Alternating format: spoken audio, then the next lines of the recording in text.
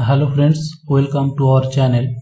आज हम इस वीडियो में करंट एंड इलेक्ट्रिसिटी चैप्टर के ऊपर रेजिस्टेंस के बारे में पढ़ेंगे।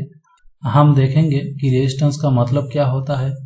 रेजिस्टेंस के साथ किसी भी इलेक्ट्रिक सर्किट में जो वोल्टेज अप्लाई किया जाता है और उस सर्किट में उस वोल्टेज के वजह से जो करंट का फ्लो होता है, उन तीनों का बीच में क्या डिफरेंस है, इसके बारे में हम इन डिटेल पढ़ेंगे।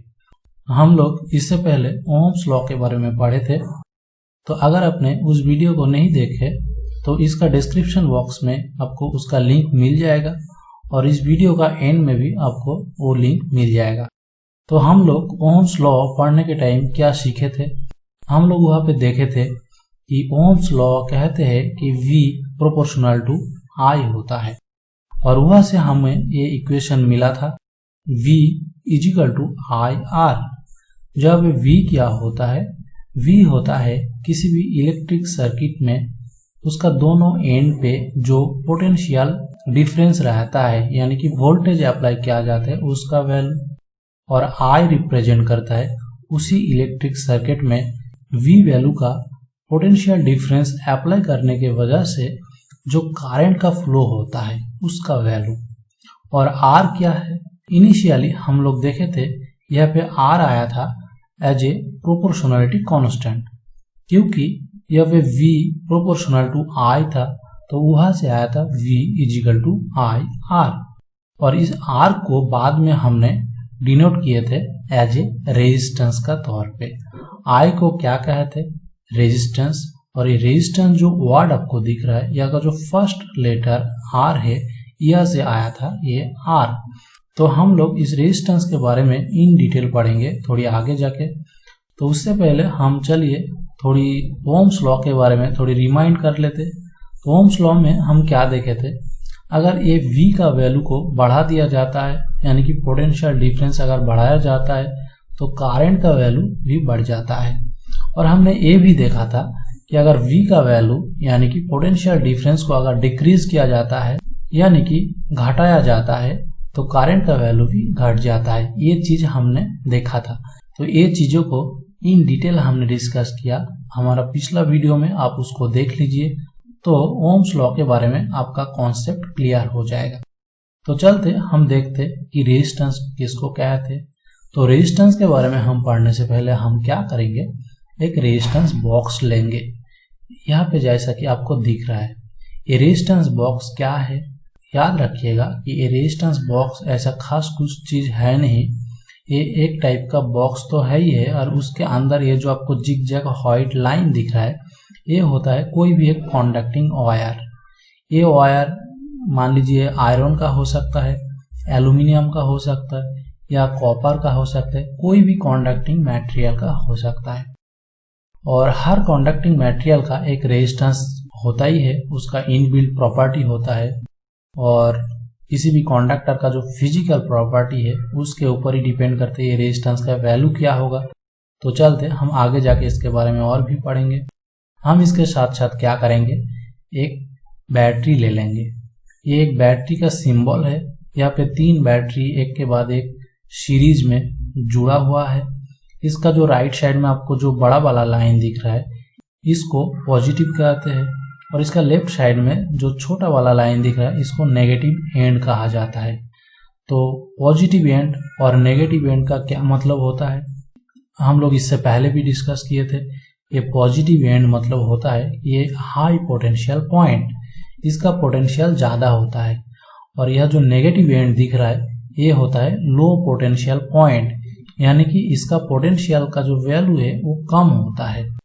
तो हमेशा किसी भी इलेक्ट्रिक सर्किट में करंट को फ्लो कराने के लिए, यानी कि जिसको फिजिक्स का लैंग्वेज में कहते हैं कि करंट को ड्रॉ कराने के लिए पोटेंशियल डिफरेंस होना चाहिए। तो यहाँ पे जब एक एंड पे हाई पोटेंशियल हो गया और दूसरा एंड पे लो पोटेंशियल हो गया, तो इस हाई पोटेंशियल पॉइंट और ये लो पोटेंशियल पॉइंट, ये दोनों एंड के साथ अगर ये जो कंडक्टर जिसको हम रेजिस्टेंस बोल रहे हैं, इसका दोनों एंड को हम जोड़ देते, जैसे कि आपको यहाँ पे दिख रहा है, इसका दोनों एंड जाके ये रेजिस्टेंस बॉक्स का दोनों एंड पे जुड़ गया। तो इसमें क्या होगा, ये एक इलेक्ट्रिक सर्किट बन गया और ये सर्किट कंप्लीट हो गया। तो अगर ऐसा एक कंप्लीट सर्किट होगा और उस सर्किट में एक पोटेंशियल डिफरेंस होगा तो उसके थ्रू करंट का फ्लो होगा। तो अभी एक करंट का डायरेक्शन क्या होगा, यहाँ पे देखिए हमने तो पहले ही डिस्कस किया। ये हो गया हाई पोटेंशियल पॉइंट और ये हो गया लो पोटेंशियल पॉइंट। तो आप लोगों को पता है करंट का जो डायरेक्शन होता है वो हमेशा हाई पोटेंशियल से लो पोटेंशियल की तरफ फ्लो होता है। तो यहाँ पे ये अगर हाई पोटेंशियल पॉइंट होगा तो करंट का फ्लो स्टार्ट होगा यहाँ से राइट साइड, फिर ये जाएगा अप साइड, फिर यहाँ पे जाएगा लेफ्ट साइड, फिर वो ये रेजिस्टेंस बॉक्स का जो वायर है इसके थ्रू वो करंट पास होगा, फिर यहाँ से वो निकलेगा, यहाँ से निकल के ये डाउन साइड आएगा, फिर ये खत्म होगा कहाँ, नेगेटिव एंड में। तो ये क्या हो गया, ये जो डायरेक्शन हमने दिखाया ये हो गया करंट का डायरेक्शन। तो ये तो हो गया करंट का डायरेक्शन। हम लोग इससे पहले ये भी डिस्कस किए थे, किसी भी इलेक्ट्रिक सर्किट में करंट का फ्लो का जो डायरेक्शन होता है उसका एग्जैक्ट ऑपोजिट में होता है इलेक्ट्रॉन का फ्लो। तो करंट का फ्लो का अगर डायरेक्शन है अपवर्ड होगा तो इसी पॉइंट में अगर हमने इलेक्ट्रॉन को देखे तो इलेक्ट्रॉन का फ्लो होगा डाउनवर्ड। तो अभी अगर हम ये बैटरी से स्टार्ट करें तो इलेक्ट्रॉन ये नेगेटिव एंड से स्टार्ट होके ये लेफ्ट साइड जाएगा, फिर अप साइड जाएगा, फिर ऐसा करके डाउन साइड जाएगा। तो यहाँ पे हमें क्या देखने को मिला, हमें देखने को मिला कि करंट का जो डायरेक्शन होता है वो इलेक्ट्रॉन का डायरेक्शन का उल्टा होता है। करंट का डायरेक्शन माना जाता है कि हाई पोटेंशियल से लो पोटेंशियल के तरफ, और इलेक्ट्रॉन का जो फ्लो होता है वो हमेशा लो पोटेंशियल से हाई पोटेंशियल के तरफ। तो बेसिकली हमको ये जानने को मिला कि करंट का डायरेक्शन और इलेक्ट्रॉन का डायरेक्शन दोनों ऑपोजिट होता है, ये हमेशा के लिए होगा। तो अभी हम लोग क्या करें, इसको थोड़ी इरेज कर देते। तो चलिए हम इसको इरेज कर दिया। तो यहाँ पे जो बैटरी लिया, ये बैटरी एक पोटेंशियल डिफरेंस क्रिएट किया। अभी मान लीजिए कि जो पोटेंशियल डिफरेंस है वो है 100 वोल्ट। अब ये 100 वोल्ट पोटेंशियल के वजह से हमने क्या देखा, इस सर्किट में एक करंट का फ्लो हो रहा है। और यहाँ पे जो रेजिस्टेंस को लिया, अभी मान लीजिए कि रेजिस्टेंस का वैल्यू भी हमें पता है, और वो रेजिस्टेंस का वैल्यू क्या है हम चलते देखते। यहाँ पे देखिए आ गया R=2 और यहाँ पे कुछ एक सिंबल दिया हुआ है। देखिए दोस्तों, ये जो सिंबल आपको दिख रहा है इसका एक्चुअल जो नेम है वो है ओमेगा। ये है एक ग्रीक लेटर, और ये ग्रीक लेटर ओमेगा को ओम का जगह यूज किया जाता है। तो एक्चुअली ओम है रेजिस्टेंस का यूनिट, और किसी भी रेजिस्टेंस का वैल्यू के पास बार बार ओम लिखने के जगह ये ओमेगा सिंबल जो है इसको यूज किया जाता है। अगर किसी नंबर के साइड में आपको ये ओमेगा सिंबल देखने को मिला तो उसका मतलब ये होता है कि वो है 2 ओम। जैसे कि यहाँ पे 2 लिखा हुआ, अगर ये 10 के बगल में होता तो 10 ओम वो रेजिस्टेंस का वैल्यू होता है। तो हमें यहाँ पे रेजिस्टेंस का वैल्यू पता चल गया। तो अभी हमने क्या डिस्कस किया, यहाँ पे एक पोटेंशियल डिफरेंस है और एक रेजिस्टेंस है। तो पोटेंशियल डिफरेंस के वजह से एक करंट का फ्लो होगा। तो अभी हमें वो करंट का जो वैल्यू है वो निकालना है, ठीक है। तो करंट का वैल्यू को हम कैसे निकालेंगे, तो उसके लिए अभी मानते हैं कि ये जो रेजिस्टेंस लिया उसको मैंने नाम दिया रेजिस्टेंस 1, ठीक है। रेजिस्टेंस 1 के ऊपर क्या क्या अप्लाई हो रहा है, वोल्टेज है 100 वोल्ट और रेजिस्टेंस है 2 ओम। तो अभी देखिए आपको ओम्स लॉ पता है। ओम्स लॉ क्या कहते हैं, V=IR। तो इसका एक्चुअल मतलब क्या होता है, इसका मतलब वो होता है कि किसी भी इलेक्ट्रिक सर्किट में जो करंट का फ्लो है और उसका जो रेजिस्टेंस का वैल्यू है वो दोनों का अगर आप मल्टीप्लाई करेंगे तो उसका मल्टीप्लिकेशन के बाद जो रिजल्ट मिलेगा वो रिजल्ट वोल्टेज के साथ इक्वल होना चाहिए। तो यहाँ पे क्या है, इस इक्वेशन को अगर हम यूज करेंगे तो I का वैल्यू हम नहीं निकाल सकते, ऑफकोर्स निकाल सकते, बहुत आसानी से निकाल सकते। आपको यहाँ पे दिख रहा है हमें V का वैल्यू पता है, हमें R का वैल्यू पता है, हमें निकालना क्या है, केवल I का वैल्यू तो निकालना है। तो इस इक्वेशन से हम ये दो वैल्यू को अगर पुट करेंगे तो क्या लिख सकते हैं, हम लिख सकते हैं कि 100 इक्वल्स टू I इंटू 2। यहाँ पे 100 क्या है, 100 वोल्ट, यानी कि V equals to I। R हमें पता है, I का वैल्यू हमें पता नहीं है, R का वैल्यू पता है तो लिख दिया। तो यहाँ पे देखिए 2 को कौन सी नंबर से मल्टीप्लाई करने पे उसका जो वैल्यू होगा वो 100 के साथ इक्वल होगा। तो अगर I और 2 इन दोनों का अगर मल्टीप्लाई करेंगे और वो इक्वल्स टू 100 होगा तभी तो ओम्स लॉ वैलिड होगा, नहीं तो वैलिड ही नहीं हो रहा है। तो यहाँ पे देखिए अगर हम 2 को 50 से मल्टीप्लाई कर देंगे तो यहाँ पे क्या होता है, 50 दुगुना 100, तो 100 के साथ इक्वल हो जाता है। तो I का वैल्यू अगर 50 होगा तो V equal to I R, ये दोनों इक्वल होता है। तो हमें यहाँ से I का वैल्यू कितना मिला, यानी कि 50 मिला। तो इस 50 को हम ऊपर लिख देंगे। तो यहाँ पे हमने लिख दिया I इक्वल्स टू 50 एम्पियर। तो हमें इस पूरा सर्किट का जो तीनों इंफॉर्मेशन, एक वोल्टेज, दूसरा रेजिस्टेंस और तीसरा करंट, ये तीनों मिल गया।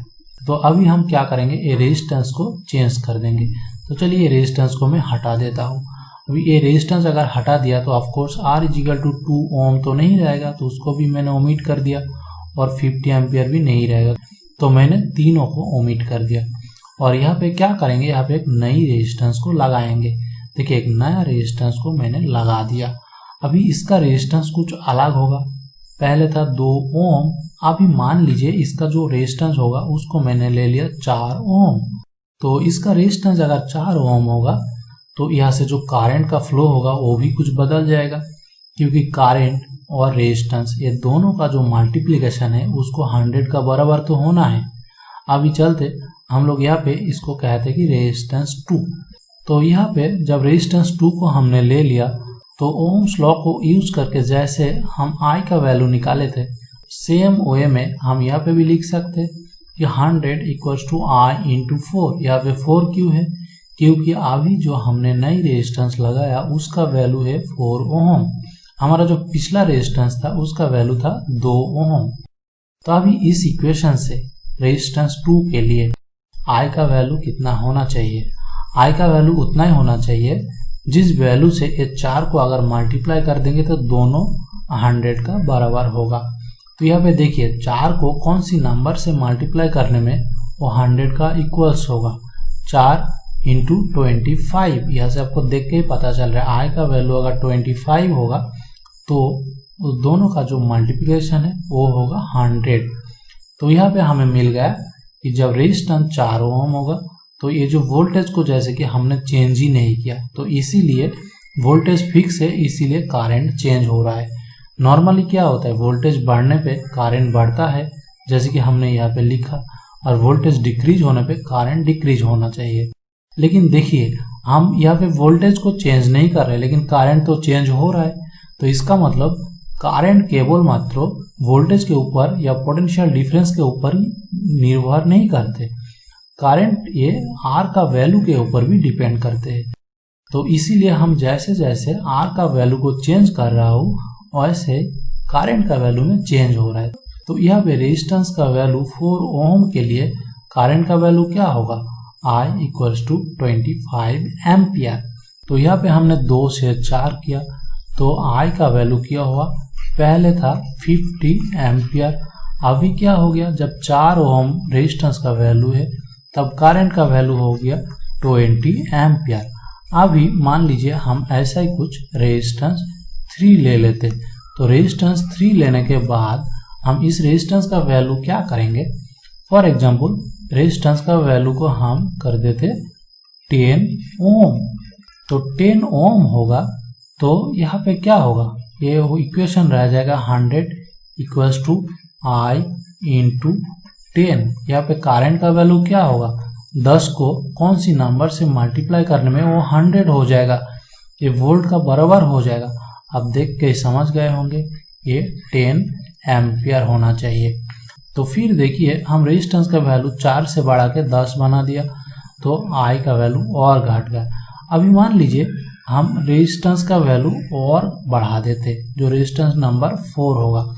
तो यहाँ पे हम रेजिस्टेंस का वैल्यू कितना करेंगे, हम 100 ओम कर देते। तो यहाँ पे देखिए अगर ये 100 ओम है तो वोल्टेज तो हमारा 100 ही है। तो वोल्टेज अगर 100 है तो I का वैल्यू इंटू 100 है रेजिस्टेंस का वैल्यू। तो यहाँ पे I का वैल्यू क्या होगा, 100 को कौन सी नंबर से मल्टीप्लाई करेंगे तो उसका वैल्यू 100 का इक्वल होगा। तो बहुत आसान है, आई का वैल्यू अगर ऑन होगा तभी पॉसिबल है, और किसी भी नंबर से ये चीज़ पॉसिबल नहीं है। तो यहाँ पे इस केस में जब रेजिस्टेंस का वैल्यू 100 ओम है और वोल्टेज 100 वोल्ट है, तब इस सर्किट में जो करंट का फ्लो होगा वो होगा 1 एम्पियर। तो यहाँ पे आपको क्या देखने को मिला, हम जब वोल्टेज को फिक्स कर दिए और केवल मात्र, ध्यान दीजिएगा, केवल मात्र हम रेजिस्टेंस को इंक्रीज कर रहे हैं। रेजिस्टेंस को 2 से 4 किया, 4 से 10 किया, 10 से 100 किया। यहाँ पे क्या हुआ, वोल्टेज फिक्स होने का बाद भी करंट का वैल्यू में चेंजेस आने लगा। करंट का वैल्यू 50 एम्पियर से 25 एम्पियर हो गया, 25 एम्पियर से 10 एम्पियर हो गया, 10 एम्पियर से 1 एम्पियर हो गया। तो करंट का वैल्यू धीरे धीरे धीरे घटते जा रहा है। तो इसीलिए याद रखिएगा, करंट का वैल्यू केवल मात्र वोल्टेज के ऊपर डिपेंड नहीं करती है, ये रेजिस्टेंस के ऊपर भी डिपेंड करता है।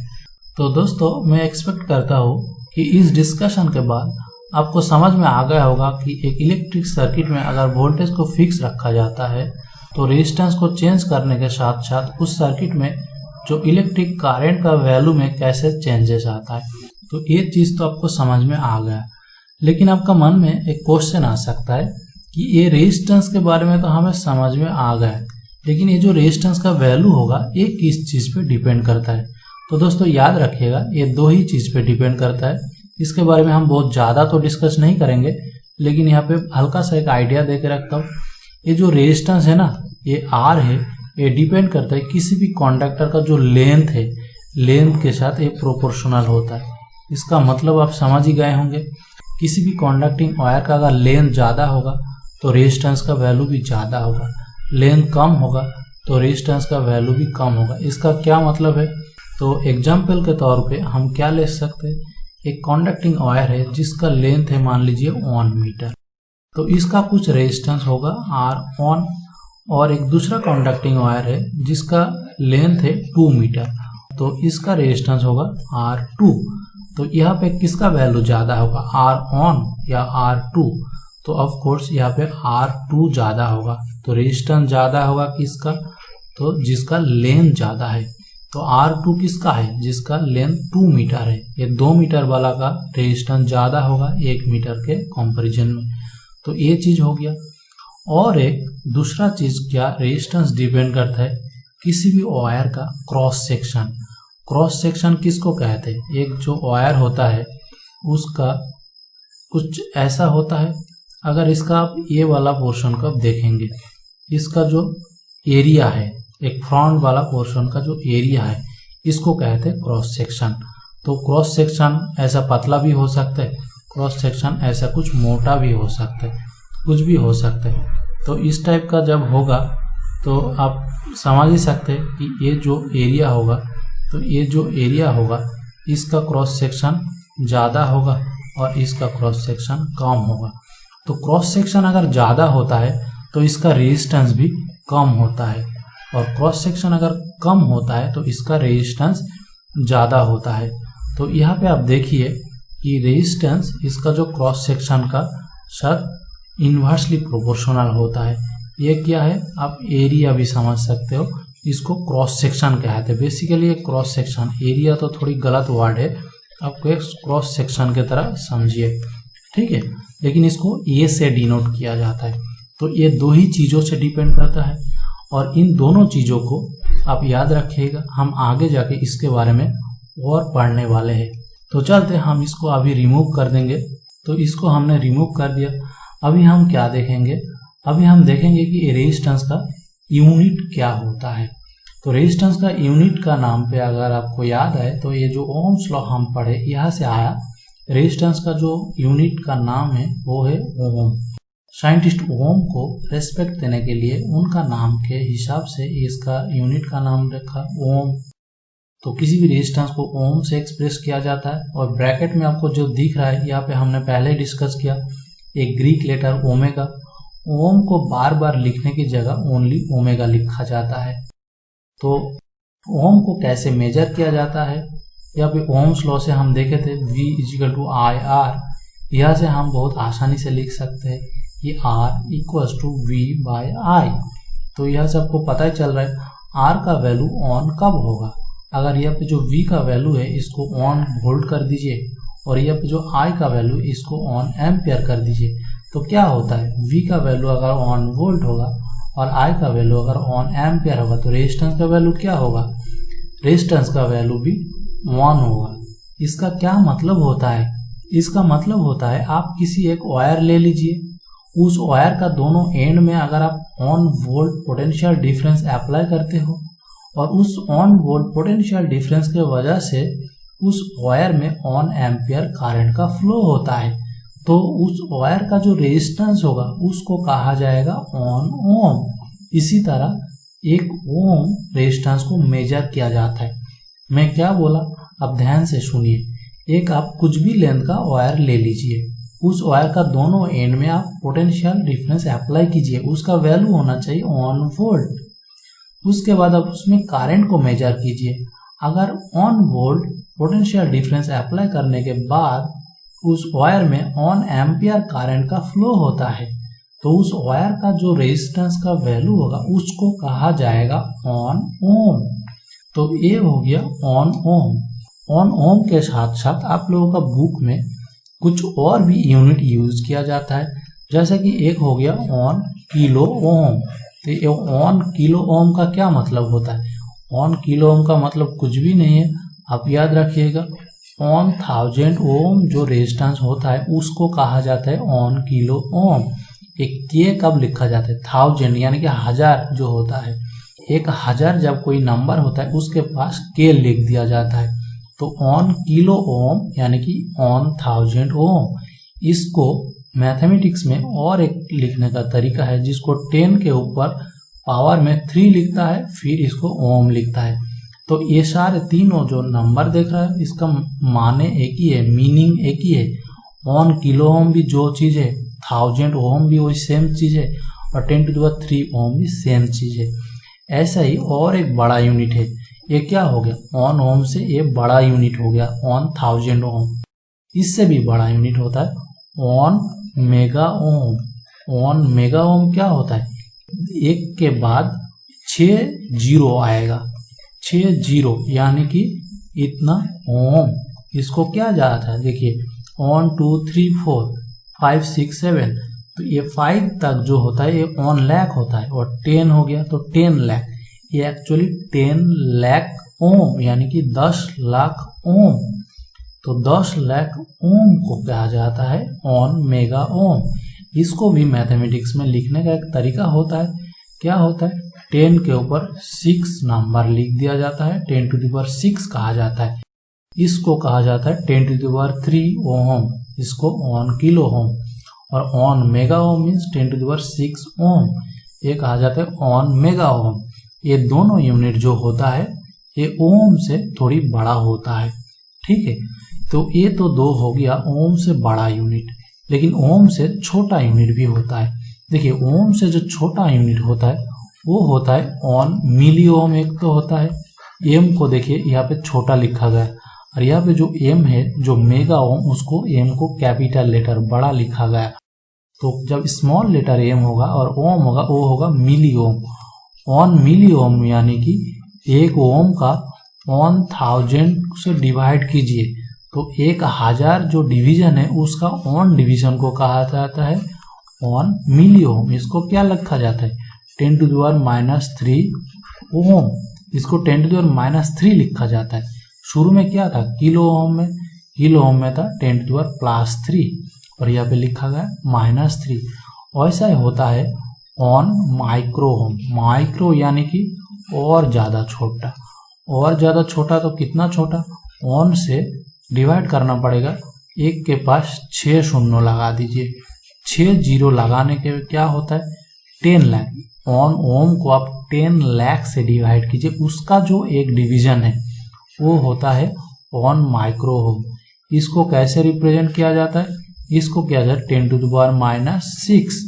ये 10⁻³ 10⁻⁻6 ये कैसे आया, ये मैथमेटिक्स का पार्ट है, इसलिए मैं यह ज़्यादा ये सब बता नहीं रहा हूँ, आप देख लीजिएगा। आपको अगर समझ में नहीं आया तो मैं आगे जाके कुछ एक वीडियो में बता दूंगा, आप मुझे कमेंट्स करके बताइएगा। तो दोस्तों आज इस वीडियो में हम इतना ही पढ़ेंगे।